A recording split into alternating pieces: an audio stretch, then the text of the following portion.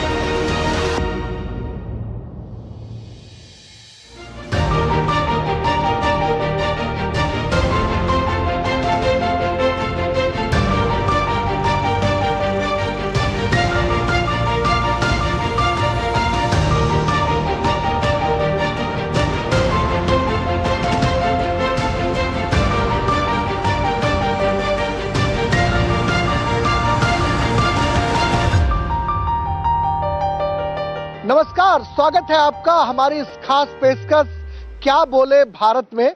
मैं हूं राजेश राज, बिहार के बहुप्रतीक्षित गंगा मुंगेर ब्रिज पर, जिस ब्रिज को बिहार के प्रथम मुख्यमंत्री डॉक्टर श्रीकृष्ण सिंह के नाम पर चिन्हित किया गया है। इस ब्रिज के नहीं बनने के पहले मिथिलांचल अंग प्रदेश, कोसी और सीमांचल की दूरी बहुत ज्यादा थी और कई 100 किलोमीटर की यात्रा कर लोग घूमकर लखीसराय जमुई होकर के मुंगेर की यात्रा करते थे और बाबा भोलेनाथ की नगरी देवघर जाने के लिए लोगों को बहुत मशक्कत करनी पड़ती थी। लेकिन इस ब्रिज के अस्तित्व में आ जाने से अब यात्रा सुगम हो गई है और झारखंड जाने वाले लोगों को भी राहत का पैगाम मिला है।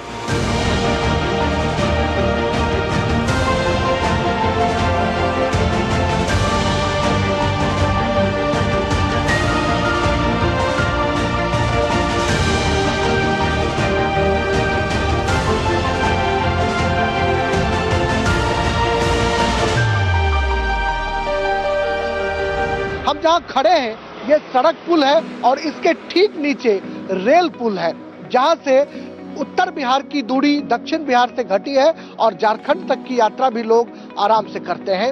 यह ब्रिज बिहार के नए विकास की गाथा लिख रहा है, नई कहानी लिख रहा है। इस कहानी को जानने समझने के लिए कि क्या बिहार में विकास एक बार फिर एजेंडे में है या चुनावी मुद्दा बन सकता है क्या, इसे जानने के लिए हम ब्रिज के नीचे चलेंगे और गंगा किनारे बच्चों से, छात्रों से, नौजवानों से गुफ्तगू करेंगे।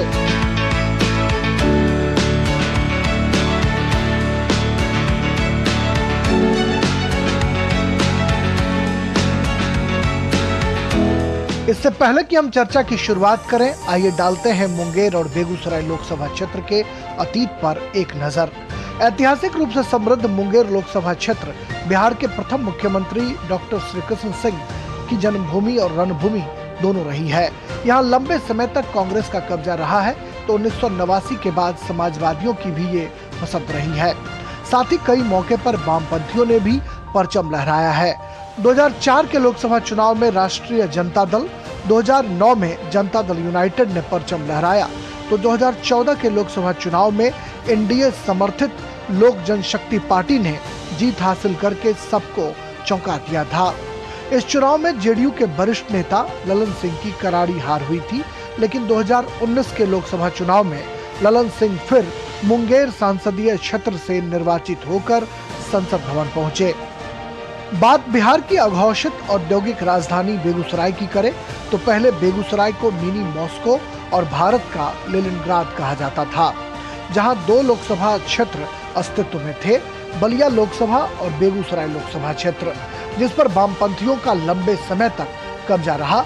लेकिन कालांतर में वामपंथियों का ये लाल दुर्ग का किला ढहता चला गया और बाद में समाजवादियों ने बलिया और बेगूसराय पर परचम लहराया।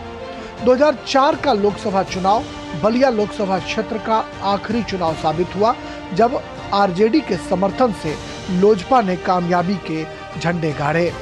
नए परिसीमन में बलिया लोकसभा का अस्तित्व समाप्त हो गया और 2009 के चुनाव में जनता दल यूनाइटेड ने बेगूसराय में पहली बार जीत हासिल की।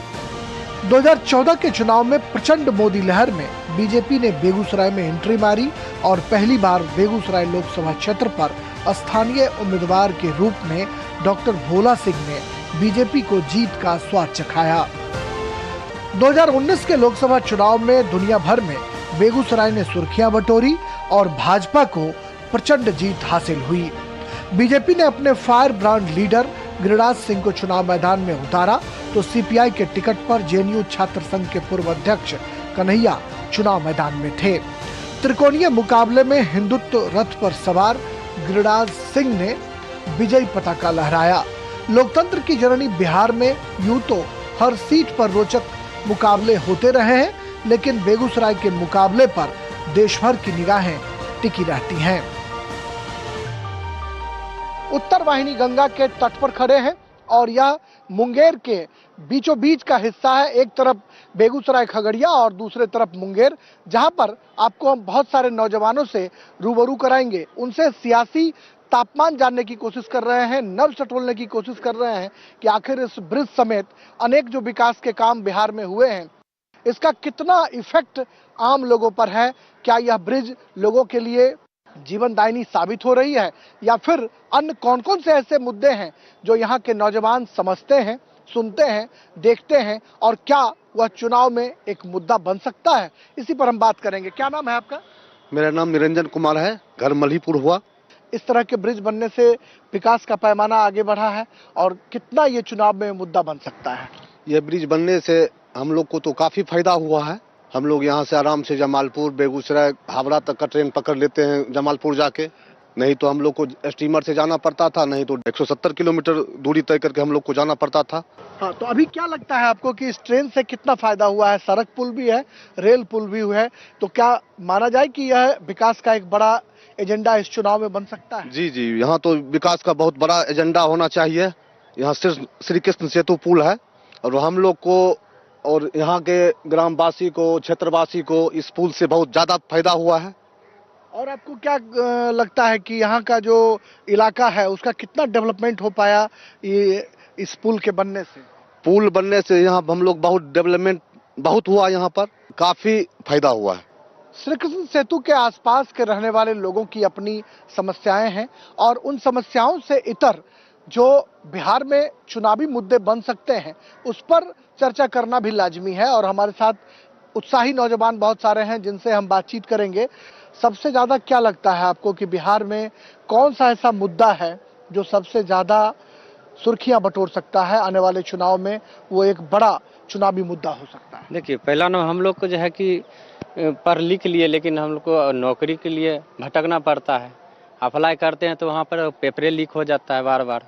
तो यही लेकर टेंशन है हम लोग को, किसको ये दोनों हट जाए और थर्ड पर्सन कोई न्यू मुख्यमंत्री का चेहरा आवे, उन लोग को हम वोट करें। अच्छा, मतलब आप चाहते हैं कि कोई नया चेहरा सामने आए जो बिहार का डेवलपमेंट करे? हाँ, वही कर सकता है, ये दोनों नहीं कर सकता। चाचा भतीजा का लड़ाई, ये दोनों लड़ते रहेगा इधर से इधर, इधर से इधर, हम लोग को विकास नहीं कर पा रहे हैं। आपको लगता है कि बिहार में जॉब जो है ये एक बड़ा चुनावी मुद्दा हो सकता है? हाँ जरूर, बहुत लड़का बेरोजगार है, पढ़ लिख करके कुछ नहीं कर रहा है, क्या करेगा? मेन मुद्दा यही रहेगा अभी बिहार में, बेरोजगारी। पहले जो है बिहार में जो तमाम पार्टियां थी वो पार्टियां डेवलपमेंट की बात नहीं करती थी। अब जो अपोजिशन और जो रूलिंग पार्टी है दोनों डेवलपमेंट की बात कर रहे हैं, तो क्या डेवलपमेंट एक बड़ा मुद्दा बन सकता है? निसंदेह, क्योंकि एक क्रांतिकारी परिवर्तन आया है नेताओं की सोच में। पहले यहाँ एक कहावत था कि कास्ट योर वोट जो होता था, और यहाँ लोग करते थे वोट योर कास्ट करके। तो इसमें मैं पिछले 2-3 चुनाव में ये देख रहा हूँ कि कुछ गिरावट आई है लोगों की सोच में, और उन्होंने पहचाना है कि मेरे जटिल मुद्दे जो हैं उनको सॉल्व होना बहुत जरूरी है।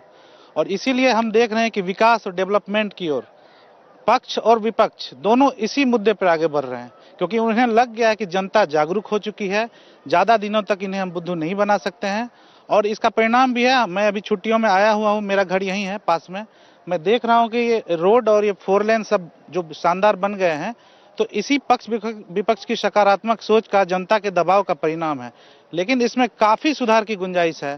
स्वरोजगार और छोटी मोटे इंडस्ट्रीज आ जाएं, बेरोजगार युवा हैं, सरकारी नौकरी ना भी मिले, प्रधानमंत्री जी की योजनाएं हैं, मुख्यमंत्री जी की योजनाएं हैं, मुद्रा लोन है, इनको आसान करना चाहिए इन लोगों के लिए, और इन लोग को लोन देके स्वरोजगार की ओर भी प्रोत्साहित करना चाहिए, ताकि ये अपनी जीवन शैली में एक शानदार विकास कर सकें।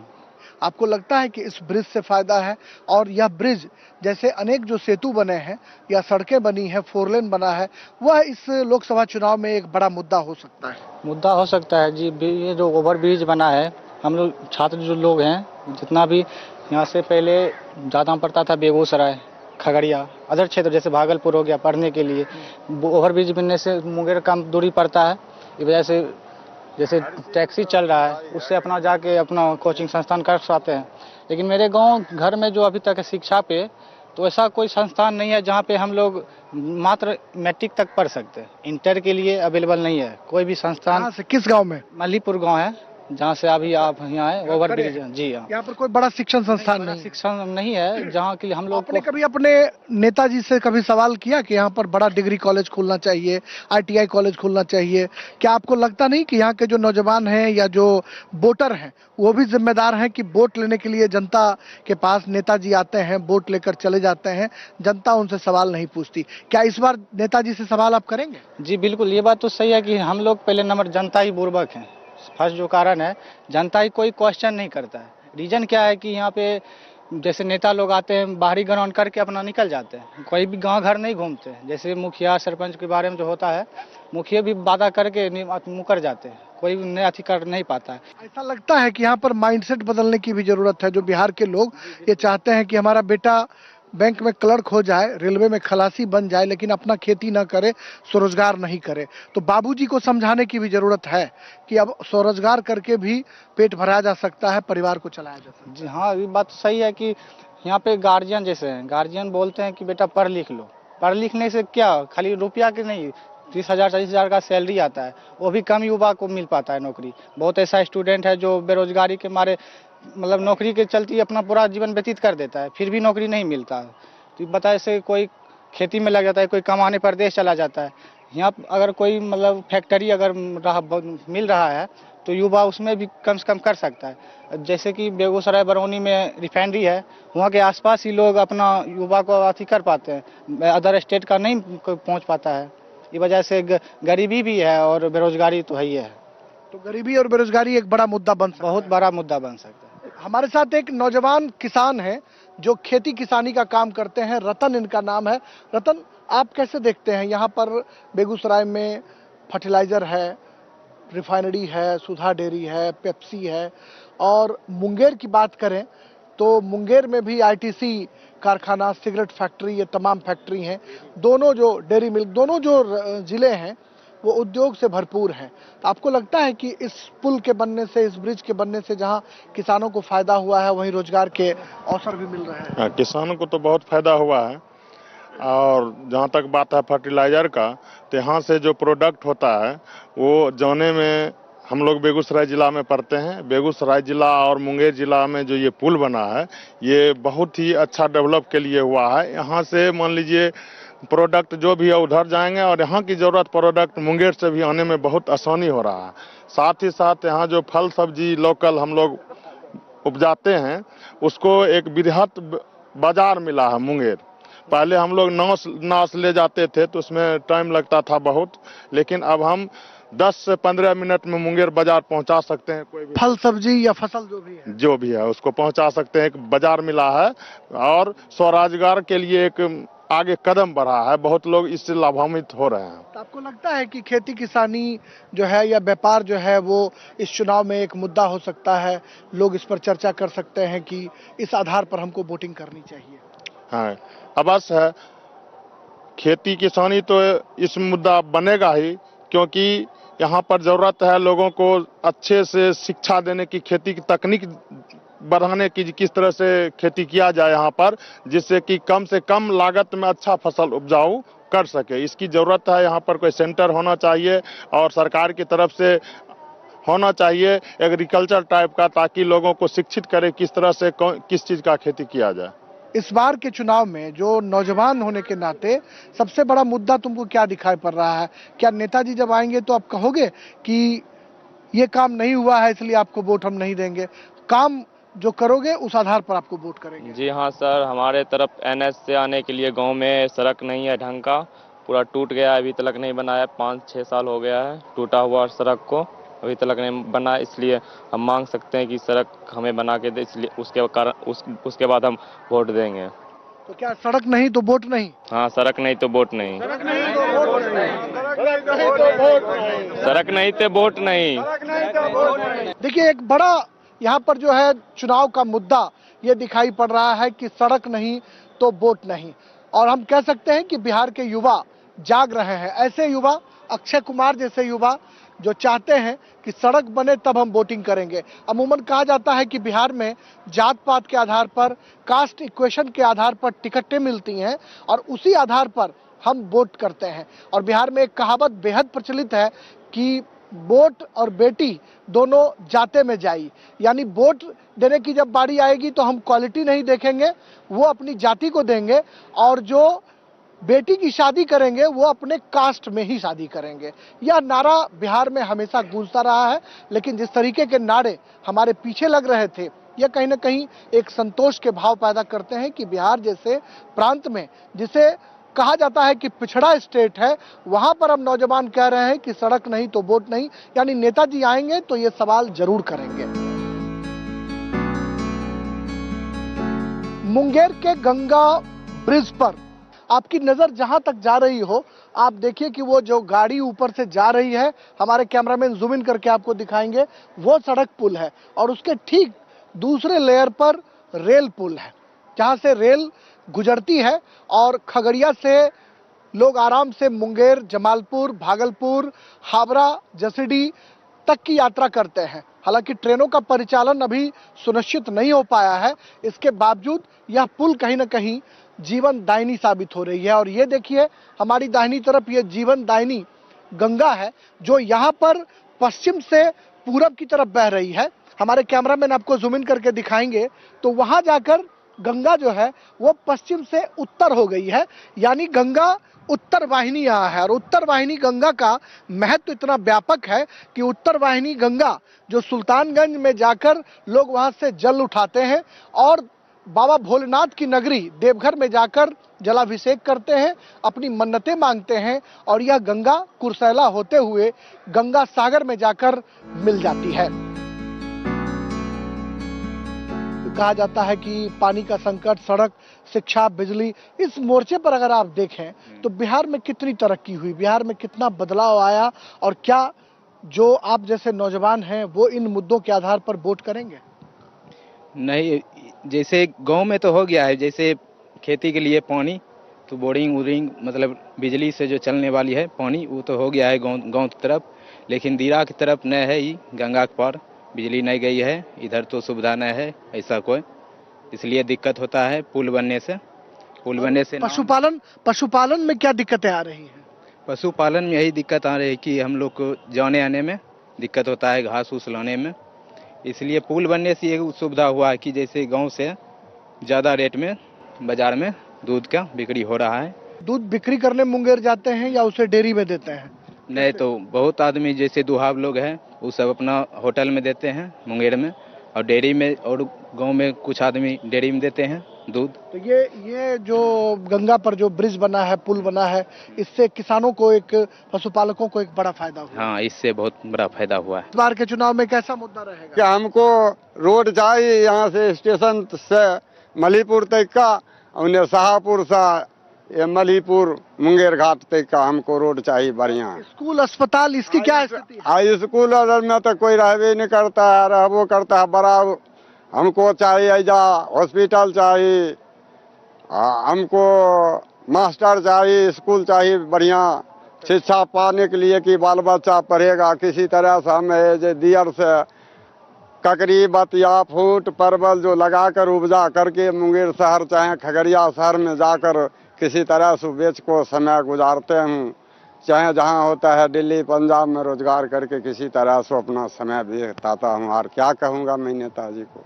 कि जो किसान हैं, देखिए गंगा किनारे से माथे पर घास काटकर वो ला रहे हैं, अपने घर जाएंगे, चारा कल में इसे काटेंगे, अपने पशु को खिलाएंगे, और इससे जो ये आप देख रहे हैं, ये क्या है बाबा? खेसारी है। ये बिहार का एक महत्वपूर्ण, कहा जाता है कि ये दलहन है, दाल है, जो गरीब गुरबा लोग या सामान्य जो लोग हैं वो इसका सेवन करते हैं। इसके कई कई फायदे भी हैं और इस खेसारी को काटकर बाबा गंगा किनारे से अपने घर अभी बांध पर खड़े हैं। क्या नाम है आपका? शशि भूषण महतो। शशि भूषण महतो। इस चुनाव में बाबा क्या मुद्दा रहने वाला है आपको क्या लगता है? मोदी के 420 है। राम मंदिर बनल के खिला रहा है चावल, कौन सरकार खिलबे छै साहब? बिहार में कोई मुद्दा नहीं है, बस खाली विकास चाहिए बिहार में, रंगबाजी करे छे लोग। इस बार जो लोकसभा का चुनाव होगा उस चुनाव में कौन सा ऐसा मुद्दा होगा जिसके आधार पर आप वोट करेंगे? जनता जो है नेताजी से सवाल पूछेगी कि हाँ यहाँ विकास का काम हुआ या नहीं हुआ। हम जो है मोदी जी को मानते हैं। बिहार में राम मंदिर बनाया और विकास किया है सब कुछ। राम मंदिर तो उत्तर प्रदेश में बना है, लेकिन नाम हुआ ना रामायणिक है। हाँ अच्छा, धार्मिक काम किया है, कोई नहीं किया है वो जो कि मोदी किया। तो राम मंदिर का मुद्दा जो है वो यूपी के बजाय बिहार में भी छाया रहेगा। हाँ अच्छा, और डेवलपमेंट का जो मुद्दा है, विकास का काम जो है, विकास का बहुत ज्यादा किए हैं मोदी जी। इसके ऐसा प्रधानमंत्री कोई नहीं है। देखिए मुंगेर गंगा ब्रिज पर जहां अभी हम खड़े हैं, यहाँ पर एक गोताखोर है हमारे साथ, निराला कुमार। वो चुनाव में किन मुद्दों पर वोटिंग करेंगे उनसे हम समझते हैं सीधे। क्या लगता है आपको कौन सा मुद्दा प्रभावी रहेगा लोकसभा चुनाव में जिसके आधार पर आप वोटिंग करने के लिए मतदान केंद्रों तक जाएंगे? देखिए मेन तो यहाँ पे है विकास हो रहा है, लेकिन जितना विकास होना चाहिए उतना तो नहीं हो रहा है। यहाँ पे बेरोजगारी बहुत ज़्यादा है। विकास और बेरोजगारी और शिक्षा यहाँ पे बहुत जरूरी है ये सब। बिहार के नौजवानों के सामने बेकारी, बेरोजगारी, पलायन और स्थानीय मुद्दे ढेर सारे हैं, लेकिन कुछ नौजवान ऐसे भी हैं जिनसे हम ये समझने की कोशिश करेंगे कि क्या बिहार में राष्ट्रीय मुद्दों की समझ लोगों को है? क्या राम मंदिर, धारा 370 जैसे मुद्दे या फिर नारी शक्ति बंधन विधेयक जैसे मुद्दे क्या प्रभावी हैं? क्या जनता के बीच इन मुद्दों की गूंज है? इन मुद्दों पर हम बातचीत कर रहे हैं। हमारे साथ एक उत्साही नौजवान है। क्या नाम है आपका? संजीव कुमार। संजीव जी, आप ये बताइए कि क्या राष्ट्रीय जो मुद्दे हैं उसके आधार पर बिहार के लोग वोटिंग करते हैं? लोग कहा जाता है कि यहाँ तो जात के आधार पर, कास्ट के आधार पर वोटिंग होती है। क्या राष्ट्रीय मुद्दा इस चुनाव में कोई मुद्दा बिहार के मतदाताओं के सामने है? देखिए, जात के आधार पे वोट देना वो बहुत पुरानी बात हो गई है। अब जो मुद्दा आ गई है विकास के मुद्दा है। अब जो मुद्दा है राष्ट्रीय मुद्दा है और महिला सुरक्षा का मुद्दा है, शिक्षा का मुद्दा है और सबसे बड़ी बात है कि रोजगार का भी मुद्दा है। और अभी राम मंदिर, धारा 370 ये सब मुद्दे बिहार में दिखाई पड़ेंगे चुनाव के दौरान? हाँ बिल्कुल वे सुनाई देती है और लोगों के अंदर बसा हुआ है। भगवान श्री राम का जो मंदिर बना है उसके बाद बिहार में भी माता जानकी के मंदिर की बात उठ रही है सीतामढ़ी में। तो क्या लगता है कि राम मंदिर या जानकी मंदिर जो है वो एक बड़ा मुद्दा बिहार के मतदाताओं के लिए हो सकता है? जी बिल्कुल हो सकता है। जिस तरह से राम मंदिर का अयोध्या में शिलान्यास हुआ, प्राण प्रतिष्ठा पड़ी है, तो उससे लोगों के अंदर बहुत सारे उत्साह और जागरूकता बढ़ी है, धर्म के प्रति समर्पण बढ़ा है, आस्था बढ़ी है।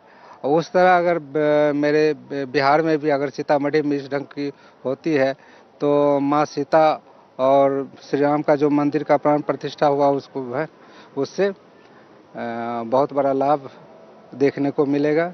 बिहार के बारे में अमूमन ये कहा जाता रहा है कि जाति के आधार पर वोटिंग होती है। सड़क, पानी, बिजली, सुरक्षा या फिर अन्य जो मुद्दे हैं वो पंचायतों के मुद्दे हो सकते हैं, लेकिन बिहार में भी राष्ट्रीय मुद्दों की गूंज साफ तौर पर सुनाई पड़ रही है और लोगों की ये समझ विकसित भी हुई है कि अब राम मंदिर या धारा 370 जैसे जो मुद्दे हैं, इस मुद्दे के आधार पर भी बिहार में वोटिंग का जो नया पैटर्न है, नया जो ट्रेंड है वो देखने को मिल सकता है। गंगा ब्रिज मुंगेर से इस कार्यक्रम में बस इतना ही। दीजिए मुझे और मेरी पूरी टीम को इजाजत। नमस्कार।